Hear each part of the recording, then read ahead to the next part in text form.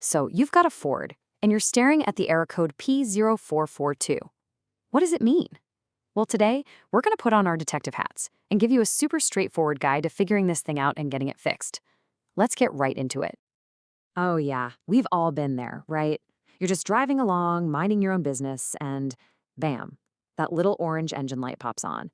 It's always so frustrating, maybe a little worrying, and it just leaves you wondering, what on earth is wrong with my car now? But hey, don't sweat it. Today, we're going to decode one of the most common messages your Ford might be trying to send you.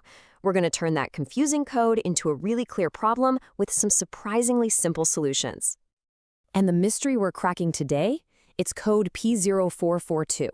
You can think of this as the first big clue in our investigation. It's pointing us in a very specific direction, and we're going to follow that trail of evidence together. So, what is P0442, really?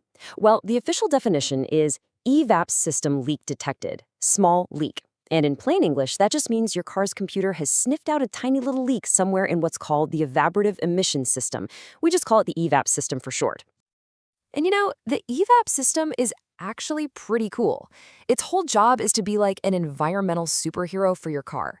It captures all those gasoline fumes that would normally just escape from your fuel tank, and instead, it feeds them back into the engine to get burned up. It's all about keeping that pollution out of the air. Now, get this. When we say small leak, we mean tiny.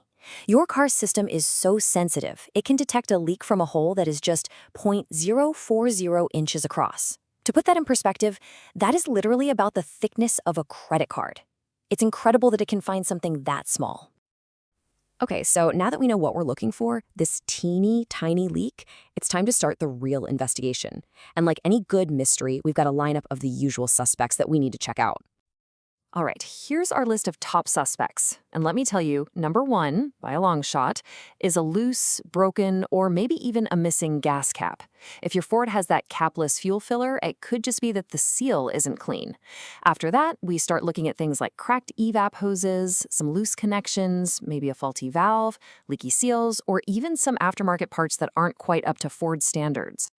So identifying the suspects is half the battle, but we're here to close the case, right? So let's move on from the problems and get to the good stuff, the practical, hands-on solutions for each one of these culprits. This chart really lays out our whole plan of attack. As you can see, for pretty much every cause, there's a really direct solution. Got a loose cap? Just tighten it, or maybe get a new one. See a cracked hose? It just needs to be replaced. A loose connection? You just tighten it up. The big takeaway here is that most of these are fixes you can totally handle yourself. Now, for all of you with a capless system, this is a fantastic pro tip.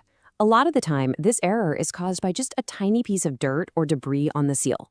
So to fix it, go find that supplemental funnel that probably came with your car. You just insert it all the way into the filler neck and then pull it back out. Do that about 5 times, and that's usually enough to knock loose whatever's messing up the seal. So we've looked at the evidence, we've identified our main suspects, and we've laid out the solutions. Now, let's just pull it all together and officially close this case with a clear action plan for you to follow. Here is your game plan. You always start with the simplest, most common fix. Check the gas cap. If it's on tight or if you have a capless system, try that funnel trick we just talked about.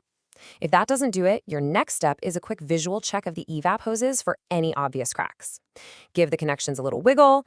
If that check engine light is still on after all that, then you might be looking at something a bit deeper, like a faulty valve.